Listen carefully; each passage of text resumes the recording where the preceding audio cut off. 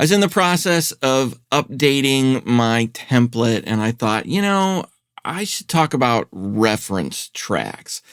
Before I jump in on this, there are a bunch of affiliate links down below in the description, along with some links to things like templates that I have available. Clicking on those links and checking that stuff out, it just helps support me, helps support the channel. But let's talk about reference tracks. I think it's important to have some kind of a reference when you're mixing in the studio, because the whole game of what we're doing is translation. We want what's happening in the studio to translate outside of our studio. One of the things I enjoy about doing live sound here and there is I don't have to worry about any of that. It only matters how it sounds in the room. But when I'm working in here in my studio, it's really important to me that what I'm doing here will translate outside of the studio. Having a great mastering engineer who can help you out, that can help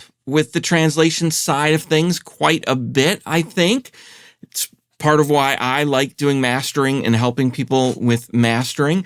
But I think in general, it's a really good strategy and just a better way to work if you can get things as close as possible right from the start. And for me, one of the tools I use to help with this is using references.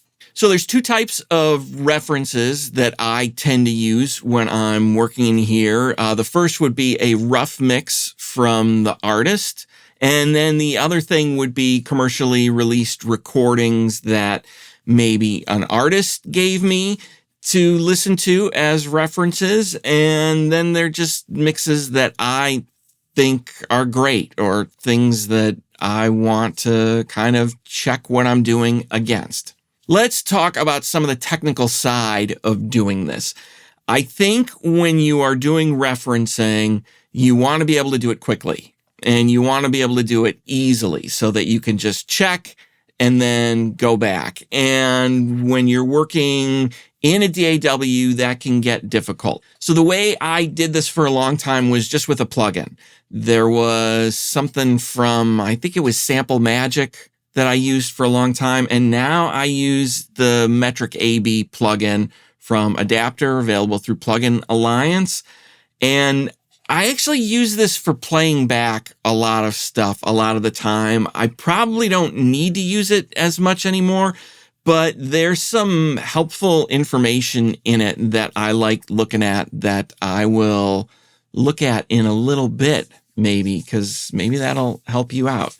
These days, I don't really rely on the AB in here. I mean, I feed in my mix into here to see it up against the kind of reference when I'm referencing things in the plugin, but I don't really hit the AB in here anymore. And that's because with my setup in here with Dadman and the Matrix Studio, I can do things a little differently. But if you don't have kind of a really complex monitor controller available with lots of outputs and things like that, a plugin like this is a great way to do this. I think I use the loudness match in here all the time. And, I'll dig in on this a little bit more in a bit.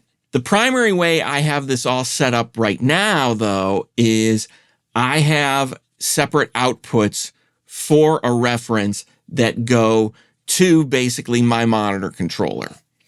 I have a general stereo reference, and I also have a 714 reference.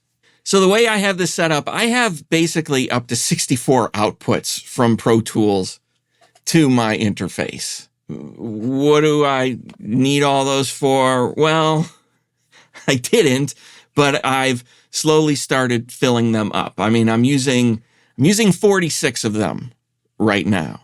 And it's mainly utility stuff. I mean, I've got, like a 5.1 fold down for when I'm working in Atmos. I've got the 7.1 fold down. I've got dedicated headphone stuff. And in the case of what we're talking about today, I have 714 just set up for reference, and I can use stereo on that as well. And that just goes to Dadman, which is what I use as my monitor controller. And then right here on my Stream Deck, I just have a button that basically selects that reference as a source for my monitors. So I can be working in here. If I want to check the reference, I just hit the reference button. It flips over and I can listen real quick, and then I can jump right back.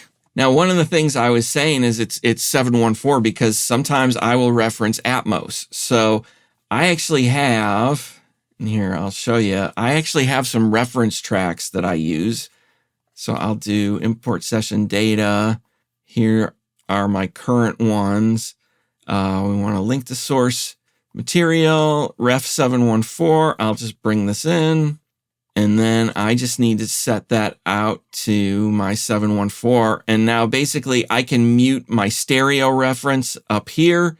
And then I have this guy right here. I'm not going to play it so you can hear it. But basically, if I pop over to reference now on my monitor controller, I will hear all of these different tracks. And sometimes I will just put the mix from the artist on a track. I put these all in a folder, by the way. I don't think I mentioned that. I have a separate folder just for references.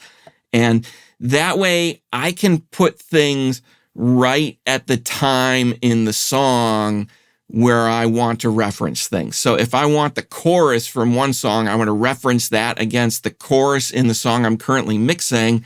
I might go through my references here and just grab a bit of it and paste it right there. Or I might just find a loop and paste it and just put it under the entire song. If I'm using the artist's mix, I'll have that in time so that if I want to check my mix against the artist's mix at that point in time, I can just pop right back and forth between the two of them. It's a simple thing. It's not as easy to set up as you really start thinking about when you get into the technical side of things, which is why for years, the Metric AB plugin was such a great solution. But now I just have things in this folder and I will mute the tracks that I don't want and just have the one I want to use in there. And I can get at these pretty quickly with my little Avid Control app here. I can just get it to scroll right down to this folder if I need to.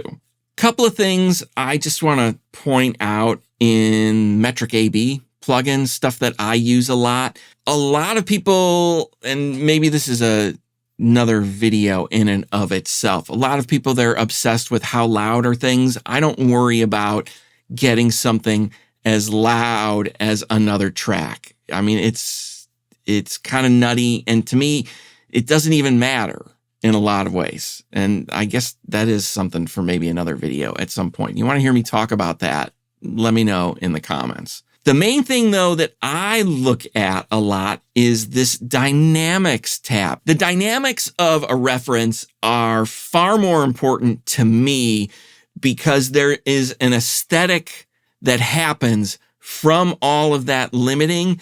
That's a bigger deal to me than how much signal level did you put into it. Other stuff I use in here sometimes I use this kind of frequency filtering that's down here, not very often, but the big thing I do is I do like setting up loops in sections of songs to just have it looping underneath so that I can always bounce over. And I have a lot of presets in here for different things I'm working on that pull up different tracks I have, and then I will just drop stuff in when I feel like it. So the big question that comes out of referencing is, what are you listening for? I think people listen to things differently and they're referencing different things, but this is just what I go after. When it comes to the artist's rough mix, I am mostly concerned with kind of the general vibe and parts in the song. So I want to make sure that I am featuring things that the artist wanted to feature. And generally in their rough mix, they will have that stuff kind of highlighted. The other thing I want to figure out is, just the general vibe. If their mix was like swimming in reverb, and that's something they really wanted, if there's a specific kind of effect on something, I want to hear that ahead of time. And it also can help if, maybe I need to ask them what they were using if I didn't get a Pro Tools session for the thing. It's just helpful for that. Now, beyond that, I don't worry too much about the artist rough. And sometimes I'll concern myself a little more. It just depends on what I've learned in conversation with them in terms of what they're looking for on the song. But in general, I just want to make sure that I'm featuring the right things at the right time. And I didn't take the song in some crazy new direction that is going to be way different from them. Like, unless they asked me to, or, every once in a while I'll get something and I'll go, you know what, I'm going to take a chance on this and do it. But in general, I usually want to build off of what they've been doing, and I'm not going to reinvent the wheel. Your mileage will vary with that. When it comes to referencing a commercial release, though, it's a little bit different for me. I'm mainly interested in tonal balance. I want the song I'm working on to be able to sit on a playlist, typically, with those other songs. I don't want to match it exactly because, maybe this is giving too much away when it comes to music, but if you want to stand out and you want your clients to stand out, the absolute worst thing you can do is to sound like everything else.